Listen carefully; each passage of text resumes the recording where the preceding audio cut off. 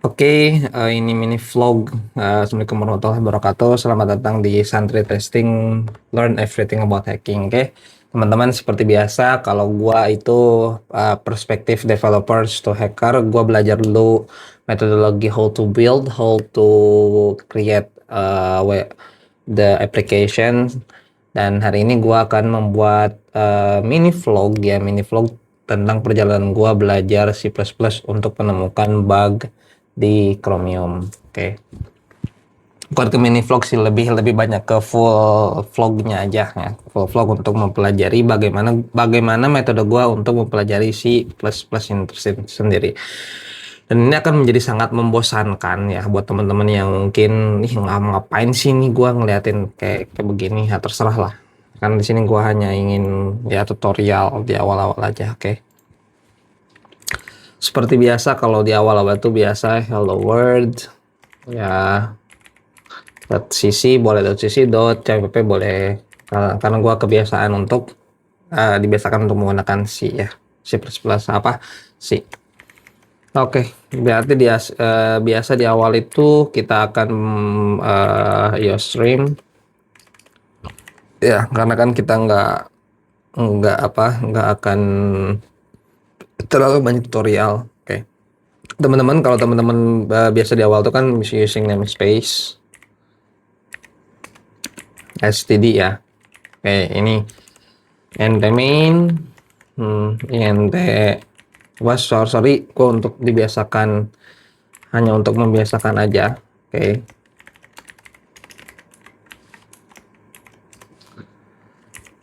Cout, kita tinggal panggil cout hello world.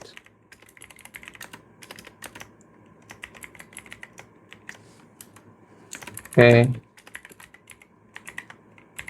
Seperti biasa kita akan kasih return 0. Oke.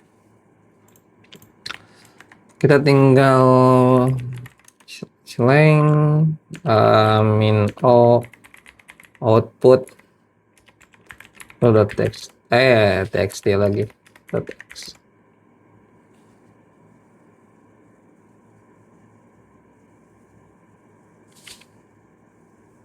Oke, gue lupa untuk membuat foldernya dulu. Output. Oke, tinggal kita masukin output. Oke. Hello world. Kenapa harus? Ya nggak apa-apa lah. Ya. Yang sebenarnya gue harus rubah dulu. Oke, hello world. Oke, setelah gua belajar untuk hello world, hari ini kita akan belajar primitive data types ya. Sebenarnya gua udah belajar, cuman alangkah lebih baiknya gua buat dokumentasi gitu, supaya ya inilah perjalanan hidup gua, supaya gua terdokumentasikan gitu. Oke, primitive data types. Oke. Stream. Oke, di sini gue tidak akan menggunakan using namespace std karena kebanyakan developer C++ itu dia tidak akan menggunakan using namespace ya, karena memang supaya tahu lingkup scope-nya di mana aja dan hal sebagainya, dan supaya jadi terbiasa aja ya kita sebagai hacker belajar untuk memahami bagaimana C++ itu bekerja. Oke. Int main enter. Oke, oke, yang pertama kita akan belajar yang namanya char ataupun karakter ya, berarti kayak nama variabelnya, sorry gua pengen menggunakan bahasa Indonesia. It's the best if you can use the bisa bahasa Indonesia ataupun bisa menggunakan bahasa Inggris, tapi alangkah baiknya kita akan menggunakan bahasa Inggris. Oke, std cout karakter.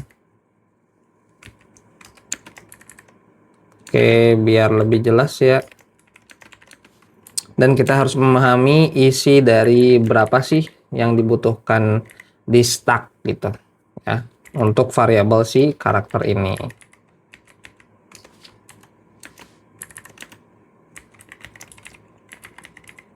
Oke, setelah karakter itu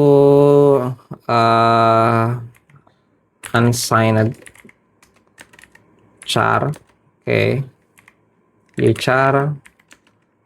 Ini nilainya bisa dari 0 sampai ke 255 ya. Kalau ini nilainya bisa dari minus 127 minus 128 sampai dengan 127. Oke.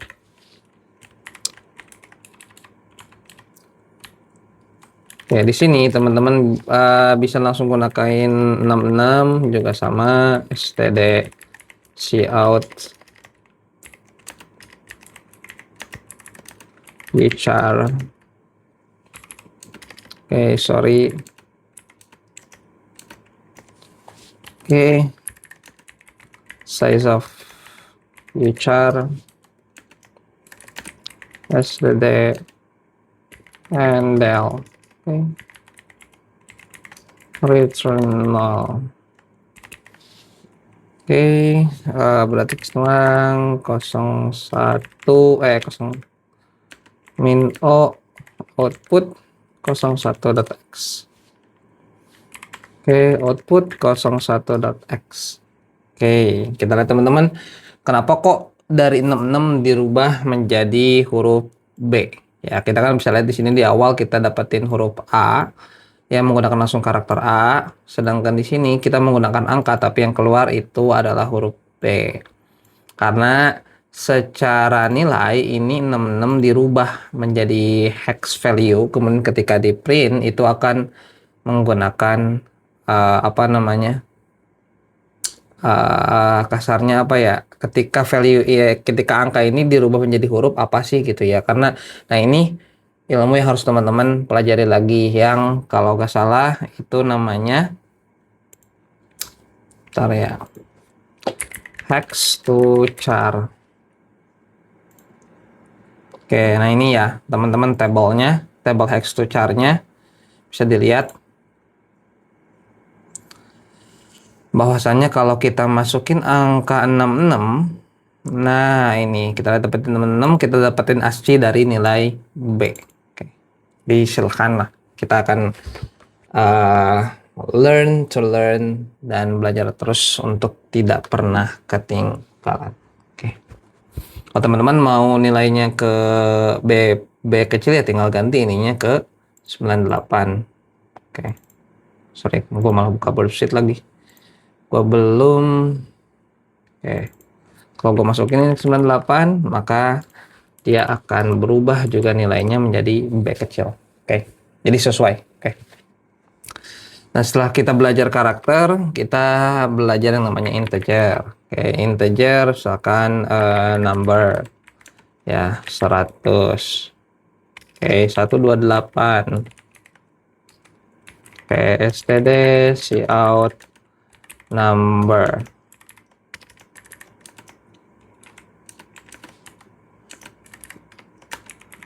Size of itu number, langsung aja ke si size of a numbernya. Kenapa? Karena kan kita perlu mengetahui ada berapa byte sih yang dibutuhin untuk sebuah variabel di dalam bahasa C++. Ya. Oke, kita bisa lihat bahwasanya di sini 8 dan integer membutuhkan 4 byte. Ya, yang berarti kalau 4 byte itu dia secara nilai, oke, kita akan 65535. Oke, kalau kita rubah di sini,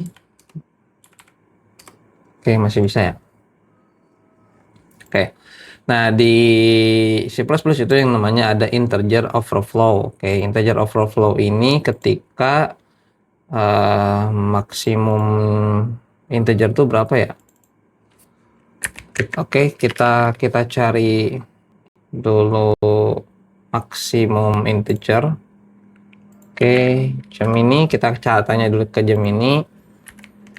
Maksimal integer di CPP.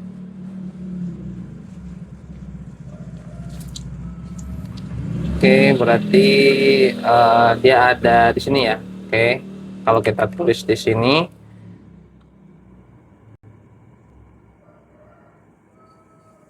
Oke, kita akan nggak akan pakai limitsnya dulu. Oke, kita taruh ini ada di sini. Berikan nilainya ini. Oke. Oke, kalau teman-teman lihat di sini bahwasannya ketika kita masukin itu kan keluar nilainya. Oke. Kalau kita tambah, oke. Sorry biar lebih jelas. Maka dia akan berubah nilainya menjadi minus. Oke. Maka dia overflow yang harusnya dia itu katakanlah menjadi plus 214748648, tapi karena dia maksimumnya adalah segini, kemudian kita tambah satu gitu ya si numbernya, maka dia akan overflow kembali ke paling kecilnya dari integer tersebut. Nah, ini adalah sebuah kerentanan, salah satu kerentanan di C++, integer overflow. Oke, setelah integer itu ada float. Float ini nilainya untuk koma ya, misalkan pi 314. Teman-teman tinggal copy aja sebenarnya kalau udah sedikit paham gitu tentang ininya float. Oke, sorry, jangan float tapi v, dan kita akan pi. Oke, setelah float itu ada double db 10.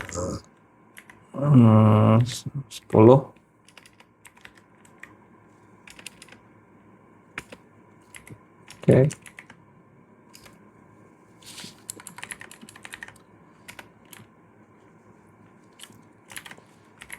Double sorry db.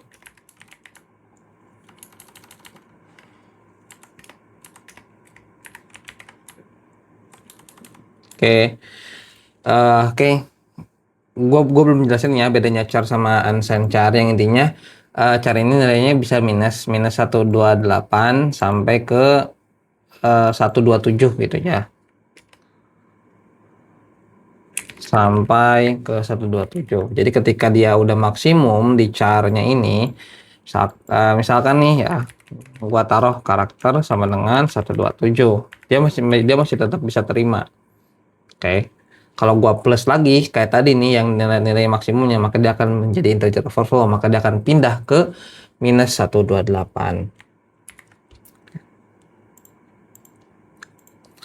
Oke, setelah gue belajar double, gue ada long lg sama dengan 1 2 3 4 7 L, taruh aja. Oke. Berarti gue simpen di sini lg, kemudian gue simpen di sini lg. Oke. Ada juga long lg ya. Taruh ini hanya angka aja, hanya angka biasa. Oke. Size of lg std handle. Oke, kita tinggal running lagi. Oke, kita dapetin nilainya ya. Oke, kalau kita lihat bahwasannya kalau float itu butuh 4 bytes ya, sedangkan kemudian long butuh 4 bytes. Oke, double itu ada 8 byte dan long juga ada 8 byte. Oke. Oh iya, gue lupa. Ada sebelum itu ada yang namanya shorts. Oke, shorts sebenarnya sh. Sorry, gue lupa. Oke, sebelum di sini ya. Sesudah integer itu ada yang namanya shorts sh. Oke. Std cout sh.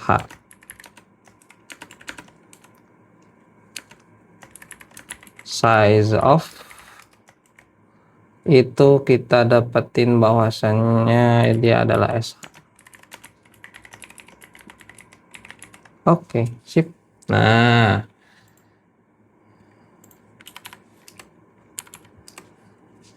oke. Dapatin bahwa sort dia hanya membutuhkan 2 byte aja. Oke. Setelah kita oke, di sini juga ada long, ada short, ada double, long, dan long. Oke, teman-teman. Nah, gua akan jelasin singkat aja. Ada yang namanya unsigned sorts. Seperti di atas ada unsigned sorts, ada unsigned char. Oke, kalau unsigned char ini dia nilainya nggak boleh minus dari 0. Oke. Nggak boleh kurang dari 0. Yang intinya kalau ada kata unsigned, ya intinya setiap sebuah tipe data jika ada value-nya itu unsigned, maka datanya itu harus tidak boleh kurang dari 0. Jadi minimalnya 0 sampai ke maksimalnya itu berbeda. Oke. Oke, paham ya? Oke, ada juga seperti contoh ya. Ada unsigned long, ada misalkan ulong. Oke, sorry. Ulong, ada unsigned short, usort.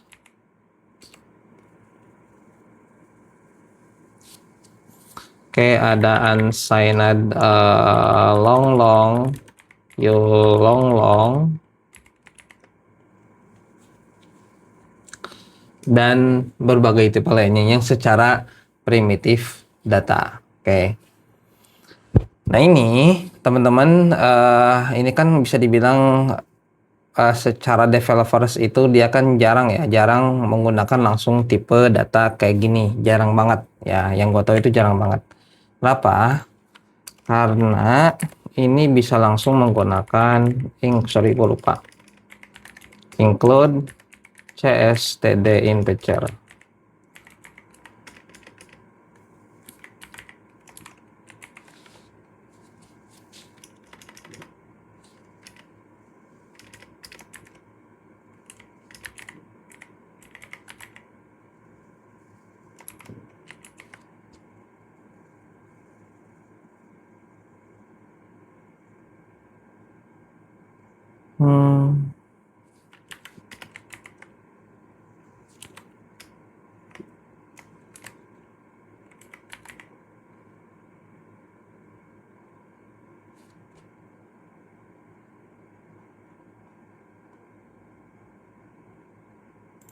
Root csdt integer cpp.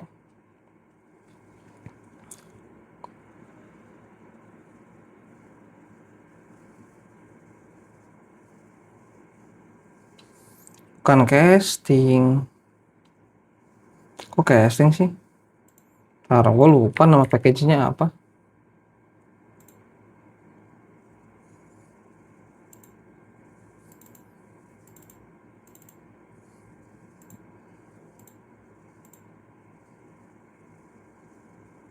Iya, CSTD, sorry,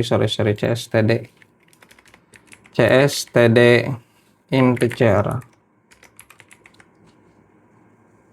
Oke. Maka kita bisa gunain misalkan char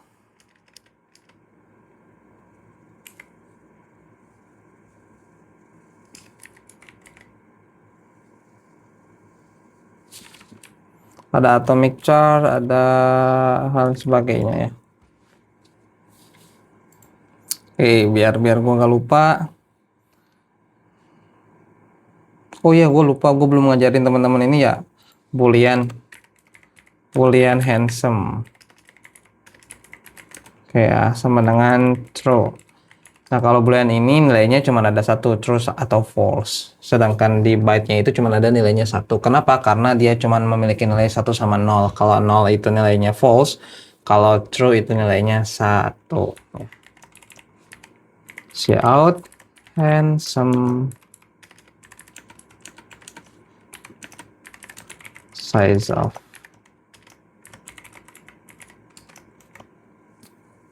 handsome.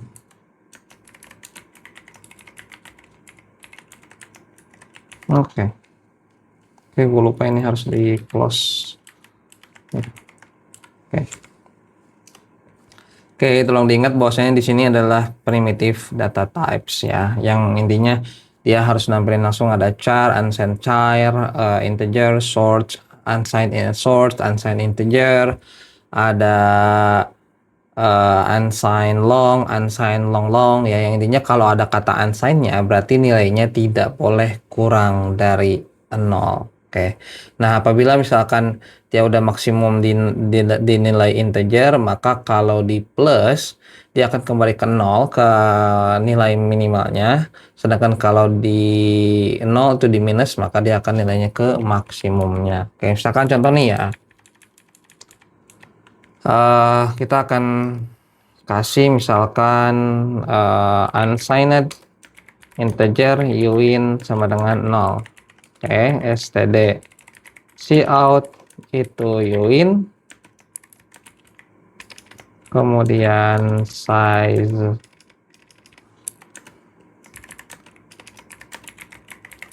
of itu uin. Oke, stdndl ya. Kalau misalkan ini uin, gua kasih minus. Oke, maka dia akan nilainya ke maksimum. Oke, teman-teman. Kalau teman-teman lihat di sini dia ada 0 ya. Di sini ya, teman-teman. Setelah kita kasih long, kita kasih uin, nilainya 0. Ketika kita minus, maka dia akan berubah ke nilai maksimum si unsigned long-nya ini ya. Jadi berhati-hati ketika menggunakan C++, karena C++ itu kerentanannya ialah kerentanan primitif yang cukup agak berbahaya.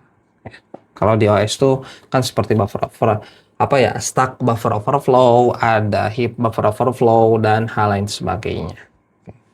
Banyak banget kerentanan-kerentanannya itu. Oke. Setelah ini kita akan belajar. Oke, nah ini bisa digantikan ya teman-teman, bisa integer ya. Oke, di sini kan kita lihat teman-teman, di sini ada integer 8. Oke, kita lihat di sini ada type def unsigned char ya, ataupun integer 8t. Yang intinya ketika teman-teman ingin menggunakan standar definition sebuah variabel, alangkah lebih enaknya teman-teman tidak menggunakan langsung nilai ini ya sebagai real developer C++, tapi teman-teman menggunakan ini. Oke. Jadi dia langsung menggunakan standar ya. Maksudnya tuh lebih ke menggunakan kayak package atau apa gitu supaya lebih enak aja kelihatannya. Kayak seperti yang teman-teman lihat, bahwasanya di sini kan kita ada unsigned char. Oke. Ketika misalkan kita print misalkan ya contoh uin 8 ya, misalkan 255. Oke, misalkan tadi apa 88 ya, 88 std cout uin 88. Oke,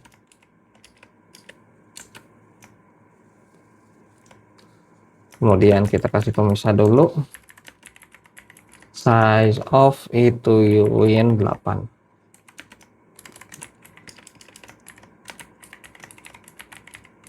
Oke, nah oke, kita running, kita compile, kita running. Oke.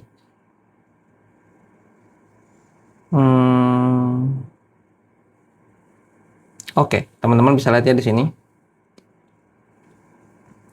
Bahwasanya kita kan menggunakan ini ya apa? Menggunakan uinteger ya. Uinteger itu kan kita berharap bahwasannya si nilainya ini kan karena tulisannya integer berarti kan kita pengennya angka, tapi kan di sini kita lihat bahwasanya type definition-nya itu ialah karakter. Maka ketika teman-teman print langsung itu tidak akan berubah menjadi angka, tapi berubah menjadi apa namanya berubah menjadi huruf. Karena kenapa? Karena tipe dasar datanya atau type definitionnya itu adalah karakter, bukan angka. So, gimana caranya supaya si integer ini, wah, gue pengennya angka gitu, bukan huruf. Maka kita harus menggunakan yang namanya casting ya. Oke. Teman-teman, ini tuh banyak ya. Ada integer 64, ada integer 64, ada integer fast, ada list dan sebagainya. Teman-teman tinggal gunakan sebutuhnya teman-teman ya. Ada integer pointer juga yang sama dengan type long. Oke. Depending on teman-teman ya. Jadi intinya teman-teman tinggal lakuin aja di sini. Tinggal lakukan apa yang menurut teman-teman, apa yang harus gue pelajari. Oke. Maka di sini gue akan menggunakan, gimana untuk ngeprint si ini bisa menjadi nilainya. Maka kita teman-teman bisa langsung kayak begini, integer. Oke.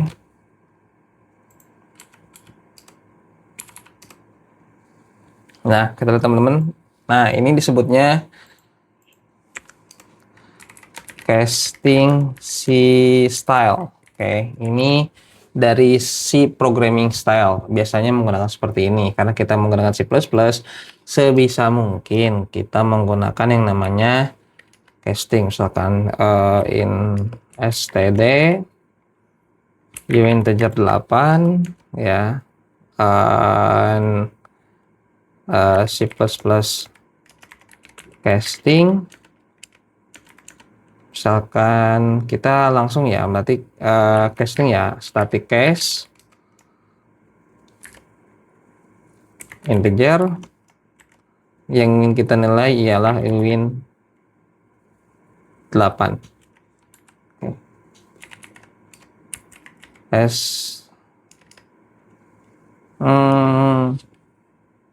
Oke, salah, sorry. Kalau begini kan dia tetap bakalan menjadi nilai angka 8, angkanya tetap 88 ya. Setelah di casting ke sini juga dia integer. Maka kita bisa langsung gini aja. std cout. Nah, begini. Oke, kalau ini C++ style. Jadi menggunakan static case. Kenapa? Karena kalau static case itu dia secara compiler akan memberitahu bahwa casting ini sangat possible untuk dilakukan secara pemrograman C++-nya itu sendiri.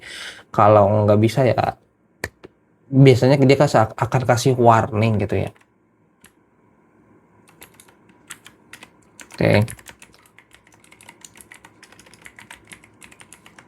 Oke, kalau kita lihat di sini dan kita dapetin 88 langsung ya, sama aja.